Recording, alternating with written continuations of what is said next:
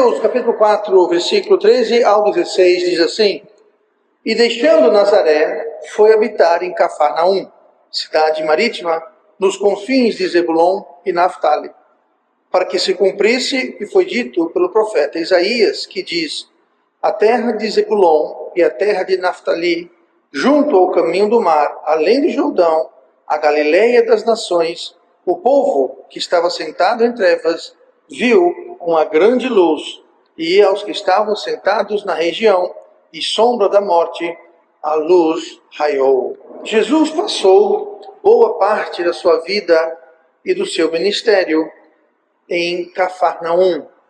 Nós lemos bastante ao ler os evangelhos, essa cidade, esse local, esse vilarejo, vez após vez, e muitos milagres foram feitos lá em Cafarnaum. Nomes de pessoas e nome de lugares na Bíblia frequentemente têm um significado, têm um sentido, têm uma aplicação. E não é o diferente com o nome de Cafarnaum. A palavra Cafarnaum, ela é hebraica e é feita de duas partes, Cafar e Naum. Cafar significa vila ou cidade, vilarejo. Não é necessariamente um lugar grande, nem um lugar pequeno. Simplesmente é um lugar onde as pessoas se aglomeram para fazer ali de um lugarejo. Pode ser um vilarejo, uma vila, uma aldeia, uma cidade, grande ou pequena. Então, Cafar tem esse sentido. E a segunda parte é Naum, que coincidencialmente é o nome de um dos profetas que nós temos no Velho Testamento, o profeta Naum. Pela palavra de Deus, não há ligação alguma entre Cafarnaum, ou seja, a cidade de Naum, ou a aldeia, o lugarejo de Naum, com o próprio Naum. Não tem nenhuma indicação a respeito à sua vida, se ele morou lá, se ele ministrou lá, nem sequer se ele passou perto de lá. Não fala nada. Então o nome Naum, em Cafarnaum, não tem nada a ver com o profeta, é apenas uma feliz coincidência. A palavra Naum, no entanto, tem um significado. E então a cidade de Naum, o lugar de Naum, pode ser também traduzido como cidade ou lugar de conforto, consolo e, curiosamente, arrependimento. A palavra Naum leva esses três sentidos. Bom, conforto e consolo são muito parecidos, mas arrependimento não. Mas é um dos sentidos da palavra Naum. Então, Naum, ela tem esse significado bastante amplo. E é curioso, porque em si, só o fato, o significado da palavra Naum já traz uma lição, já traz uma verdade que podemos aplicar. Humanamente falando, o arrependimento nosso conduz ao consolo e conforto divino. Então, os dois sentidos de conforto e consolo e arrependimento, eles se complementam. Porque só existe conforto divino quando existe arrependimento da nossa parte. E foi em Cafarnaum que Jesus cumpriu, então, a sua missão de misericórdia, de cura, de chamar as pessoas ao arrependimento, de chamar as pessoas ao reino de Deus. Mas por que em Cafarnaum? Esquecendo um pouquinho o sentido da palavra Cafarnaum, por que Cafarnaum foi um lugar tão central no ministério de Cristo? Bom, humanamente falando, ele tinha várias vantagens. Ele era uma vila pesqueira, como nós lemos aqui no versículo 13, uma cidade marítima que ficava às margens do Mar da Galileia. Lá havia uma sinagoga, foi lá que Jesus leu do profeta Isaías, e ele disse: este dia essa profecia se cumpre. Então pegaram pedras, iam apedrejá-lo, jogá-lo de um precipício, mas ele escapou. Aquele episódio, aquela sinagoga foi em Cafarnaum, indicando, portanto, que tinha uma sinagoga em Cafarnaum. Era um centro de rotas. Por estar nas margens da Galileia, ele dava acesso via o lago Mar da Galileia, chamado, e Jesus usou várias vezes, ele ia e vinha para outros lugares usando navios, barcos, mas não era só isso, também haviam estradas e uma rota de comércio e transporte, então era um lugar bem central, onde tinha acesso a várias pessoas, tendo uma sinagoga, e não era todo lugar que tinha uma sinagoga, não era todo vilarejo, precisava haver um número mínimo de congregantes para se estabelecer uma sinagoga. Então, muitas pessoas que não eram de Cafarnaum eram atraídas a Cafarnaum devido à sinagoga, que dava então essa conotação religiosa de trazer as pessoas,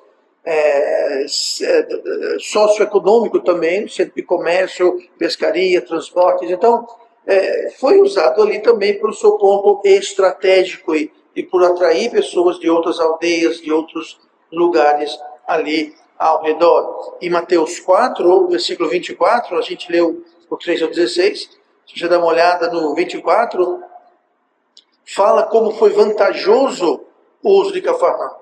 E a sua fama correu por toda a Síria, e traziam-lhe todos os que padeciam oprimidos por várias enfermidades, tormentos e endemoniados, os lunáticos, os paralíticos, e ele os curava. Então a gente vê no versículo 24 o resultado de ter o seu ministério e o porquê, talvez, humanamente falando, ele teve o seu ministério em Cafarnaum, devido a essas vantagens que o davam grande projeção, como nós vemos aqui, correu por toda a Síria e trazendo. Então a sua fama se espalhava por toda aquela região em que ele ministrava. Então não é à toa que ele passou boa parte do seu ministério ali em Cafarnaum. Mas hoje eu quero trazer uma mensagem do nosso tema Pérolas no Caminho Cristão, que trata do nome Cafarnaum. O tema é arrependimento, o lugar de consolo. Arrependimento, o lugar de consolo. Olha comigo para Mateus 16. Mateus 16, versículo 15. Primeira coisa que eu quero ver hoje, por falar de consolo, se nós queremos encontrar consolo, nós vamos encontrar conforto e consolo no nosso arrependimento.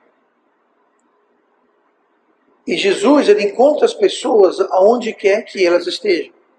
Ninguém está longe, distante, isolado demais para não ter acesso a Cristo e o arrependimento. Mateus 16, 15. E disse-lhes: ide por todo o mundo, pregai o evangelho a toda criatura.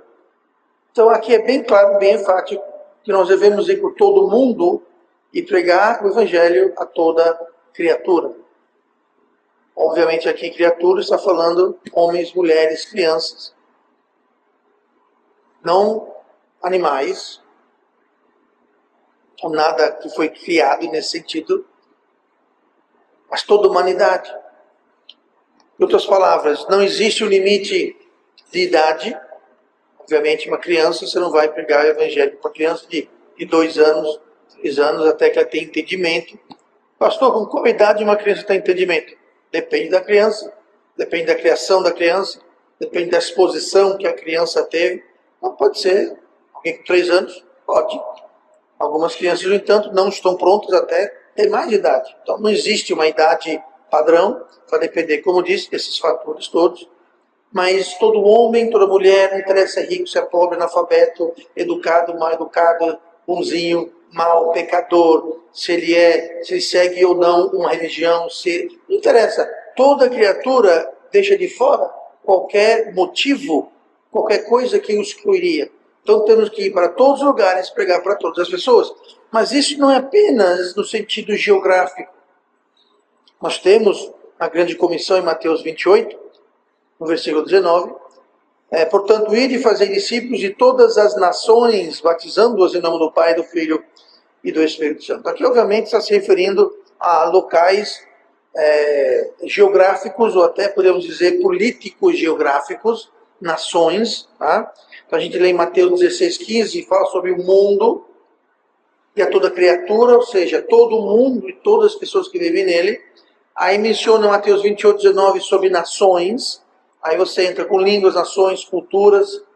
Então ninguém fica de fora. Ah, mas lá na Papua Nova Guiné, pastor, onde é que fica Papua Nova Guiné? Você não sabe, pega o mapa, mas fica lá bem longe, perto da Austrália. Mas, enfim, mas muito longe, eles têm os costumes, a religião dele não interessa. Todas as nações, todo mundo, toda criatura. Então todo mundo tem como ter um lugar de consolo, porque todo mundo tem como ter arrependimento. Mas nós temos outros exemplos dessa inclusão completa. Nós temos o leproso de Marcos 1. Naquela época os leprosos eram excluídos. O leproso vivia longe, distante. Se você tinha lepra, você era basicamente uma pessoa que não tinha nada a ver. Você não tinha amigos, você não tinha família, você não podia trabalhar, você dependia da bondade dos outros, você era excluído e isolado completamente. Mas os leprosos aqui, em Marcos 1, Jesus curou um leproso. Então ninguém fica de fora. Nós temos o jantar que Jesus fez com os pecadores, de Mateus 9. Mais uma vez, os judeus, eles não se misturavam com os publicanos, com os pecadores, com as pessoas mundanas. E eles criticaram Jesus porque ele se assentou para jantar com pecadores e publicanos. Mas eles também fazem parte de ir por todo mundo e toda criatura. Eles também não estão excluídos, assim como a mulher samaritana no poço, em João 4. Os samaritanos e os judeus não se misturavam, não se bicavam. E Jesus, nesses exemplos, está dizendo para ir para toda criatura, pregar em todo mundo, fazer discípulos de todas as nações. Não interessa se é samaritano, se é leproso, não interessa se é pecador. Nós temos o exemplo do paralítico, que foi baixado pelo telhado, em Marcos capítulo 2. Então ninguém fica de fora. Todos têm acesso. Toda condição, toda situação. Só existe um pré-requisito. Esse pré-requisito é fé. Tem que ter fé. Para se arrepender, sinceramente, completamente, corretamente, tem que ter fé. Olhe no capítulo, em Marcos 1 e capítulo 32, nós temos aqui um exemplo de Jesus curando. Marcos capítulo 1, versículo 32, fala assim: E tendo chegado a tarde, quando já se estava pondo o sol, trouxeram-lhe todos os que achavam enfermos e os endemoniados. E toda a cidade se ajuntou à porta. 34. E curou muitos que se achavam enfermos de diversas enfermidades. E expulsou muitos demônios, porém não deixava falar os demônios, porque o conheciam. É interessante que hoje tem algumas pseudo-igrejas que se manifestam pessoas com demônio e se torna um show. Ali o demônio é entrevistado, ele fala, ameaça, e tem todo aquele show macabro, absurdo, herético. Pois é, aqui é o seguinte, ele não deixava-os falar. Por que os demônios não falavam? Porque o conheciam. Em 20 anos de igreja eu nunca tive alguém demoniado falar. Às vezes eu achei que não vou falar isso, mas entenda, eu já estive presente quando uma pessoa endemoniada se manifestou. Tá? Então isso existe, acontece. Tá? Mas não foi no culto, né? Eu fui chamado, 2 ocasiões eu fui chamado, e eu me deparei com a pessoa 2 vezes. Interessante que ambas eram mulheres, tá? Isso é muito indicativo, tá? Mas enfim, tá? Mas estavam claramente endemoniadas. Era evidente pelas características, pela voz, pelo semblante. Tá? E quando for assim, não me chame não, tá? Chame o irmão Eugênio, tá? Irmão Eugênio, irmão Emanuel, irmão Vitor, irmão João, só não me chame a mim, não, estou brincando.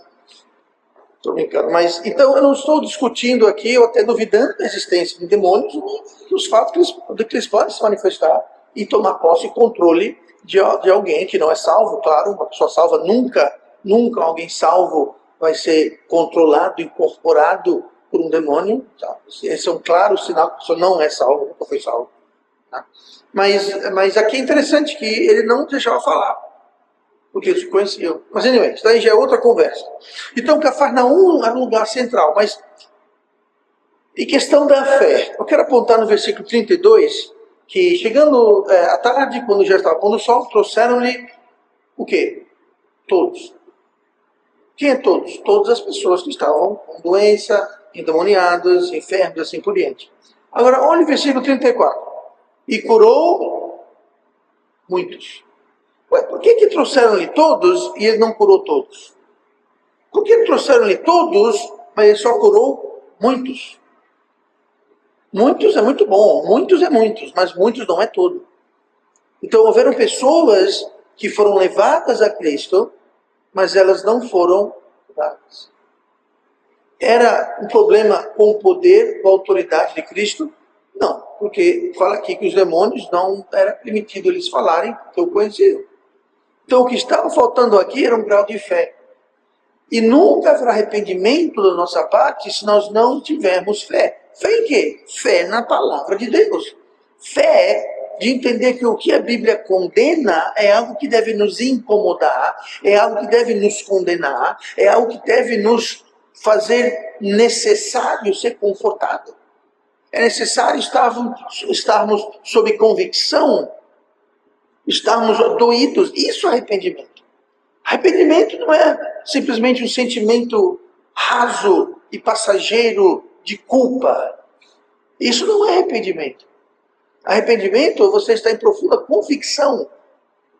É aquilo que está te machucando, aquilo está lhe magoando, aquilo está lhe ferindo, você está necessitando conforto, você está necessitando consolo. Mas como diz o nome Naum, consolo e conforto também é o sentido da palavra Naum, assim como arrependimento. Porque consolo e conforto para o crente só vem através do arrependimento. Então, se você não tem fé na palavra de Deus, se você não tem fé no julgamento de Deus, se você não tem fé na sabedoria de Deus, onde Deus fala que algo é errado, e eu não tenho fé naquilo, eu digo, não, isso não é tão errado assim. Ou senão, isso não é errado. Ou senão, isso era errado naquela época. Mas na época que vivemos, não é. Isso é errado naquela cultura, na nossa cultura não é errado. Me diga uma coisa, se eu estou justificando o meu erro, é porque eu não estou colocando fé no que a Bíblia está dizendo. Por exemplo, como alguém pode ser salvo? Através do arrependimento. Que arrependimento? A Bíblia fala que Jesus é o caminho. A Bíblia fala que só Ele nos leva ao Pai. A Bíblia fala que não há outro Salvador. Então, se eu tenho fé nisso, e eu sou um pecador perdido, então aquilo vai me causar arrependimento. Foi o que houve comigo. Eu fui salvo aos 25 anos de idade, pouco tempo atrás, vocês percebem isso. Mas eu achava que salvação era não através de Cristo. Mas o dia que eu entendi e coloquei fé, e a única fé que um perdido pode ter na realidade, espiritualmente falando, é no Evangelho. Sois salvos pela graça, por meio do quê? Da fé. Isso não vem de vós. É dom de quem? De Deus. Não vem das obras para que ninguém se glorie. O mundo está cheio de pessoas que acham que a salvação é pelas obras. É pela minha religião, eu fui batizado, eu tomo ceia, eu dou na igreja, eu faço isso, eu não faço aquilo. E isso vai me salvar ou vai contribuir para a minha salvação? Que não vai. Então, quando eu percebi aquilo, e aquela medida de fé que Deus me deu, e eu compreendi, eu acreditei, eu já contei essa história antes, muitos conhecem. Eu fiquei sob tremenda convicção, eu que estava em tremenda necessidade de ser consolado, confortado. Eu passei uns 2 dias perturbado, com medo de morrer. Eu falei, se eu morrer, acabou. Se eu morrer, eu vou para o inferno. Eu não tenho Jesus como meu Salvador. Eu sou um pecador, eu sou condenado, eu sou impotente, eu não tenho esperança. E eu fiquei com medo, sabe o que era aquilo? Eu precisava de conforto, eu precisava de consolo. E foi só quando eu me arrependi e percebi que nada que eu fizesse, nada poderia me salvar, senão Cristo, o Salvador. E naquele dia, feliz, alegre dia, 21 de julho de 1991, eu recebi, eu confiei, eu nasci de novo, e algo magnífico aconteceu. Eu senti um grande conforto, consolo, um alívio. Por quê? Porque agora eu sabia que eu era um filho de Deus, salvo a caminho do céu, e que isso nunca, jamais mudaria. Isso é conforto. Isso é consolo. Mas para chegar no consolo, no conforto, eu precisei passar por arrependimento. Uma vez salvo, é a mesma coisa. Nós somos salvos, sim, mas ao ouvir a palavra, ao ler a palavra, ao Espírito Santo trabalhar e apontar coisas da minha vida, eu posso aceitar aquilo. E aquilo vai sim trazer desconforto, aquilo vai sim trazer convicção, aquilo vai sim dizer você está errado, isso não é certo. Eu posso abraçar aquilo, confessar e deixar, e eu encontrarei um grande conforto, consolo. Ou eu posso dizer, não. Não é bem assim. Aí vai estar um monte de desculpa, como eu acabei de falar agora. Não, porque não estamos naquela época, na sua cultura, hoje não é assim, e blá, blá, blá, blá, blá. E vamos então recusar aqui. Quando o crente recusa a verdade, aquilo deve trazer convicção, que deve incomodar você. É muito perigoso um crente, ou alguém que se diz crente, e que Cristo mostra, o Espírito Santo traz convicção, e a pessoa se recusa a tratar, lidar com aquilo. Se ela não estiver sob convicção, se não estiver sendo incomodada, se aquilo não está trazendo uma necessidade de conforto e consolo, uma necessidade de Naum, algo está errado.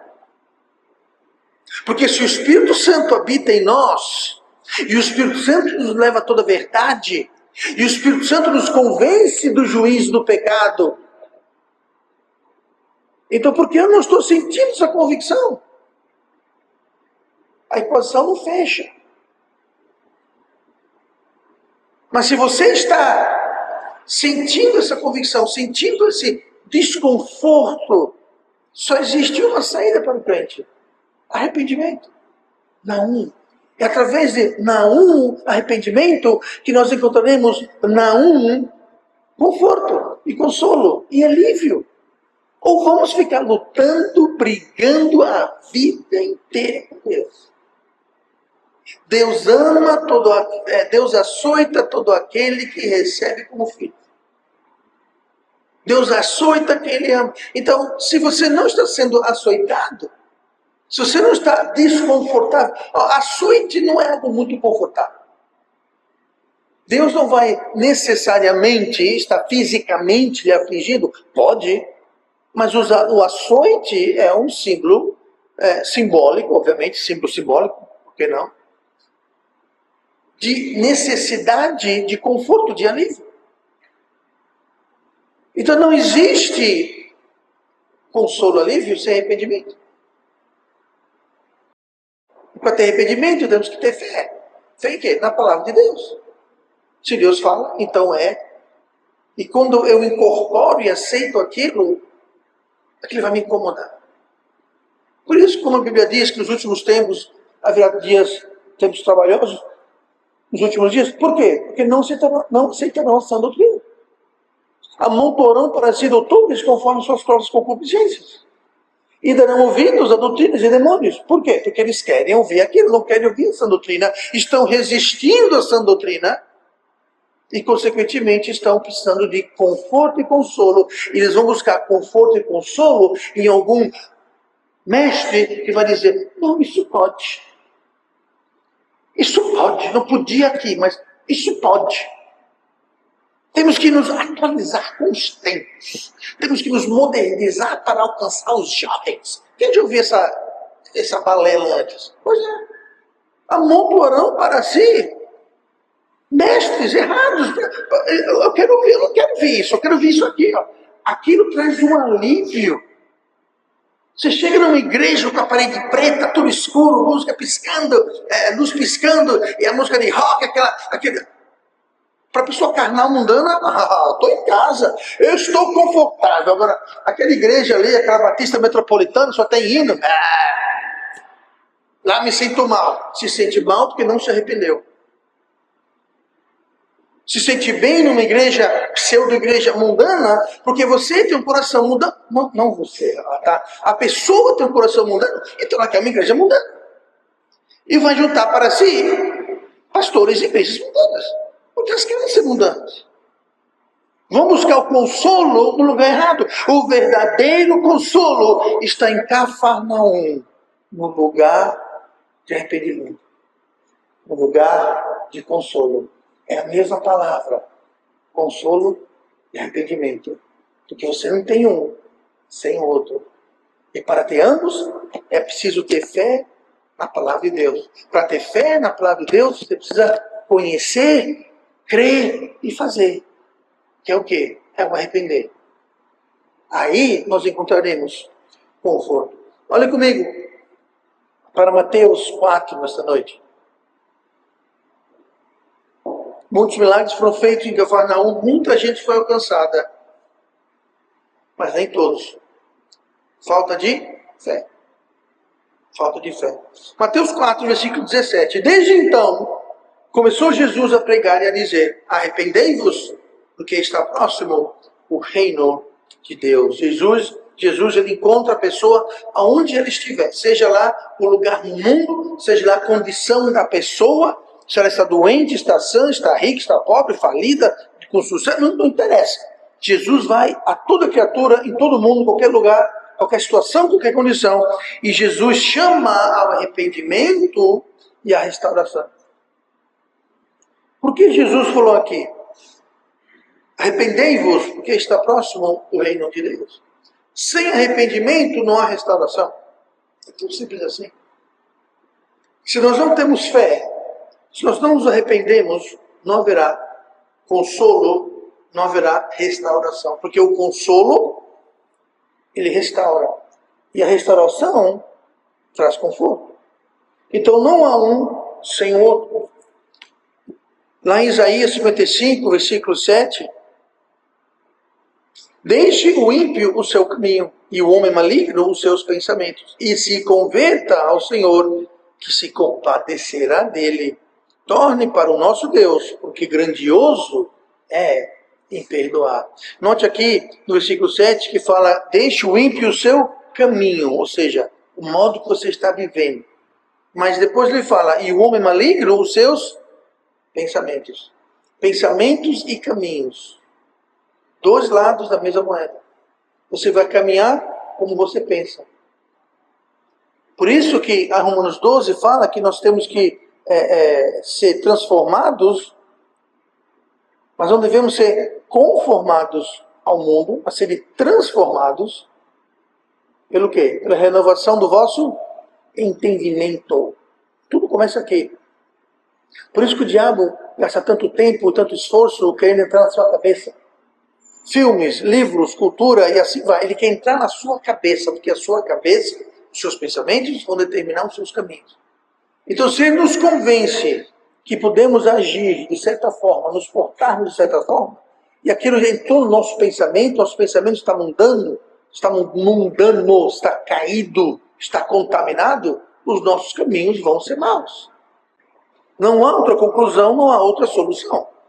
Mas Deus se compadece e nos perdoa se o quê? Se deixar o nosso caminho e deixar os nossos pensamentos. Pessoal, como é que eu deixo meus pensamentos? Você tem que ter cuidado com o que você permite entrar por aqui e por aqui. Vigie. Outra forma de dizer isso é: guarde o seu coração. Acima de todas as coisas, guarde o seu coração. Ainda em Isaías capítulo 1, versículo 18, Deus quer restaurar. Deus quer nos chamar ao arrependimento para restaurar.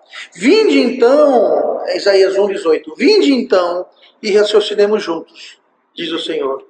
Ainda que os vossos pecados sejam como a escarlata, eles se tornarão brancos como a neve. Ainda que sejam vermelhos como o carmesim, se tornarão como a branca lã. Se quiserdes e obedecerdes, comereis o bem desta terra. se quiserdes. Então, você quer comer o bem da terra? É simples. Você quer o bem da terra? Você quer? Então obedeça. Você quer? Quer. Então obedeça. Obedeça. Aceite a palavra de Deus. Aceite o caminho de Deus. O caminho de Deus não vai lhe salvar. O que salva é a fé, é a graça por meio da fé. Não é o seu caminho. Mas aqui está falando, se quiseres comer do bem desta terra. Aqui não está falando de nada de salvação. Está falando comer dos bens desta terra. Então não é salvação, é desta terra. A sua vida aqui nessa terra, você quer ela abençoada? Quer que ela seja uma vida boa, abençoada? Quer comer os bens desta terra? Comer o que há de bom nessa vida, uma vida boa? É disso que está falando. Não é sobre salvação. Então é preciso haver arrependimento para haver restauração. E Deus quer restaurar, mas Deus só restaura o arrependimento. O arrependimento só vem através da fé. E junto com o arrependimento, com a consolação, vem a restauração. Joel 2, eu vou ler versículo 12. Ainda assim, agora mesmo, diz o Senhor, convertei-vos a mim de todo o vosso coração. E isso com jejuns e com choro e com pranto. 13. E rasgai o vosso coração, e não as vossas vestes. E convertei-vos ao Senhor vosso Deus, porque Ele é misericordioso e compassível, e tarde em irar-se, e grande em benignidade, e se arrepende do mal. Agora aqui é interessante esse versículo, porque ele fala, convertei-vos de todo o vosso coração. Aí diz, com jejum, com choro e com pranto. Mas por que isso? Aqui ele está dizendo, olha, se converta de verdade. Não se converta só como um show para os homens. Olha o 13. Rasgai o vosso coração e não as vossas vestes. Diga uma coisa, você vê as minhas vestes, mas você não vê meu coração. Então é muito fácil eu chegar aqui e falar, oh Deus, eu rasgo minhas vestes. Naquela época, rasgar as vestes era um sinal de arrependimento, de contrição, de um monte de coisa. Muito fácil, muito externo. Ele falou, faz o seguinte, não rasga as vestes, não. Rasga o coração. Em outras palavras, convertei-vos a mim de todo o vosso coração. Rasgue o coração, não rasgue as vestes. E ele fala, com jejuns e com choro e com pranto. Por que jejuns? Porque jejuns dá para todo mundo ver, né? Mas aí já fica mais séria a coisa, né? Jejum. Fique 1 dia, 2 dias, 3 dias sem comer. Não porque está fazendo regime, não porque está sem fome, não é isso.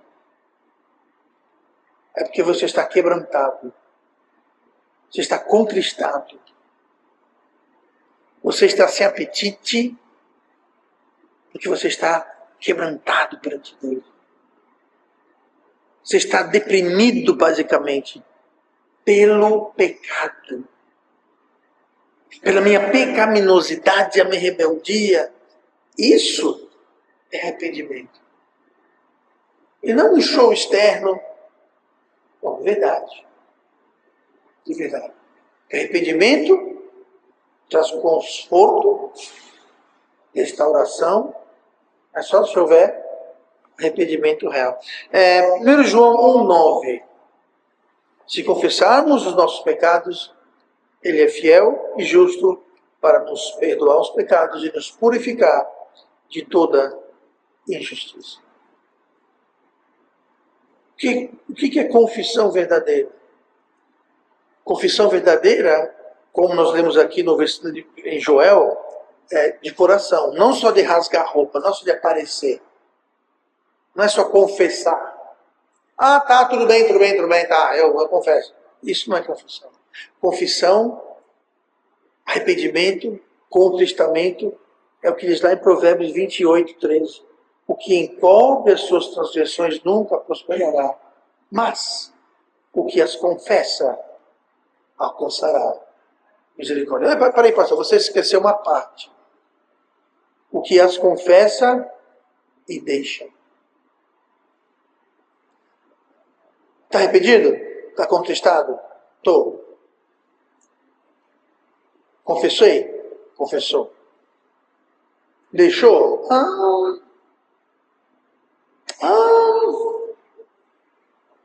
Não. Então quer dizer, pastor, se eu confessar e eu deixar, eu posso mais nunca cometer aquilo? Poder, você pode. Então tá bom. Então eu vou confessar e vou deixar. Que oração? Ok, vou confessar agora, amanhã eu vou tal. Convertei-vos de verdade, de todo o vosso coração. Se você está confessando e até deixando, mas na sua mente, no seu coração, você já está dizendo, mas eu vou voltar. Uma coisa é você dizer, Senhor, eu estou errado nisso, Senhor, eu não vou mais fazer isso, eu estou deixando. Você pode até me convencer. Sabe que você não convence Deus? E Deus está vendo. Você pode estar realmente dizendo, eu não quero mais fazer isso, eu percebi que é errado, eu não vou mais fazer. Pode ser que algum tempo depois você venha para mim. O que eu faço? Confesse e deixe de novo. O problema é quando a gente confessa e deixa, mas nós já estamos planejando a próxima. Eu já estou pensando aqui como eu vou. Ou seja, eu não tenho real intenção de deixar coisa nenhuma. Eu estou só fazendo isso como uma espécie de um ritual, algo que eu vou fazer, uma formalidade, confessar, deixar. Essa é a diferença, como nós lemos lá em Joel, convertei-vos a mim de todo o vosso coração. Todo o vosso coração. Se a gente visse o pecado como um ferro quente, ferro de passar roupa, está quente, está ligado faz 20 minutos, no máximo. E está lá embocado para cima. Se eu visse o pecado como... e falasse o quê? Eu errei, nunca mais vou fazer isso. Você pode até vir a fazer depois. Mas aquele momento, e Deus sabe o nosso coração. Naquele momento, você estava sendo sincero. Eu nunca mais vou fazer isso. Isso é errado. Eu condeno isso. Naquele momento. Você achará misericórdia. Tanto que a próxima vez que você for encarado com aquela tentação, você terá misericórdia para melhor e mais suportar não fazer aquilo. Agora, a pessoa que fala, eu não vejo nada errado e eu não vou deixar coisa nenhuma. O que encobre as suas transgressões nunca prosperará. Eu não acho que é errado e eu não vou deixar. Essa atitude você não vai para canto nenhum. Você não vai prosperar, você não vai caminhar. Atitude correta é você falar, não, está errado e eu vou deixar. E Deus está vendo seu coração, está vendo a repugnância, a decisão. Que uma verdade é clara. Ninguém aqui vai deixar de pecar completamente até esse corpo morrer ou a trombeta soar. Entenda isso. Se o seu alvo é santidade completa, você vai ficar frustrado. Ninguém nessa vida, nesse mundo, nesse corpo, vai viver uma vida 100% perfeita. Isso não quer dizer que eu posso meter o pé na jaca, chutar o pau da barraca e viver igual o diabo. Não, também não é isso. Isso é quem encobre as suas transgressões. Esse é aquele que não prosperará. Mas o que as confessa e deixa, alcançará misericórdia. Nem que ele confesse e deixe. Todo dia. E todo dia você encontrará misericórdia. Se for feita de coração. Você pode me enganar, você pode enganar seu pai, sua mãe, seu esposo, sua esposa. Você pode enganar quem você quiser. Mas a Deus ninguém engana. Deus está vendo o nosso coração. E se nós somos sinceros em confessar, e sinceros no desejo de deixar, o desejo de mudar, Ele nos dá misericórdia, Ele nos ajuda, Ele restaura. Quando depois do arrependimento, depois do Naum. O que quer dizer Naum, pastor? Consolo, conforto e ou Arrependimento. Nós temos que chegar em Cafarnaum, no lugar de arrependimento. É a partir de Cafarnaum, literalmente traduzido, o lugar de arrependimento, que nós vamos estar ao mesmo tempo no lugar de conforto e consolo e restauração. E hoje, onde seria o Cafarnaum? Hoje, olhando os paralelos, nós podemos dizer que a igreja é como se fosse o Cafarnaum.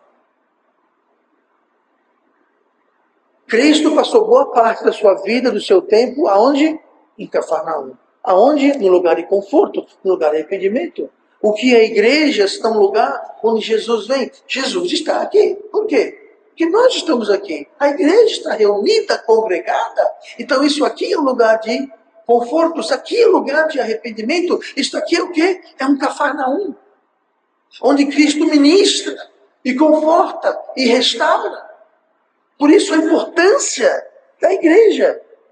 Porque é real. Eu não vou para a igreja hoje. Tudo bem, não vamos. Sabe quem está aqui? Aquele culto que você faltou. Sabe quem esteve aqui? Quem esteve aqui em Cafarnaum foi Cristo. Ele estava aqui ministrando, trazendo arrependimento, convicção, conforto, consolo, restauração. Aonde? No Cafarnaum. No lugar de arrependimento, no lugar de consolo. Eu não consigo pensar outro lugar melhor do que a igreja. A igreja é o local de Cristo. A igreja não vai salvar você, mas Cristo está aqui. Ele está presente quando nós estamos reunidos. E isso se torna um Cafarnaum, um lugar de conforto, um lugar de arrependimento. Ele está ministrando, consolando, confortando. Onde pessoas são acolhidas. Não interessa se era leproso, se era mundano, se era doente. Não interessa. Todos são bem-vindos. Não, consolo e arrependimento. Só para encerrar, qual área em nossas vidas, na minha vida, na sua vida, que está nos trazendo desconforto, problemas, convicção? Qual a área da nossa vida que precisa ser levada a Cafarnaum? Qual a área da nossa vida que precisa de consolo, de restauração, de arrependimento? Porque não há consolo, não há conforto, não há restauração, sem que antes tenha arrependimento. O arrependimento baseado na palavra de Deus. Não passe a vida buscando consolo e conforto aonde não há.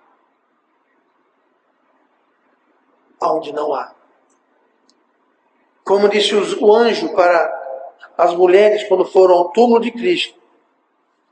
Por que buscam a vida no lugar da morte? Ele ressuscitou. Estou fazendo o que aqui? Por que buscar consolo, conforto e restauração? Sem ser em Cafarnaum. Tem gente que passa a vida sofrendo, batendo a cabeça na parede, figurativamente falando, porque se recusam a ir a Cafarnaum. Se recusam. Por falta de fé na palavra de Deus. Não há restauração sem arrependimento.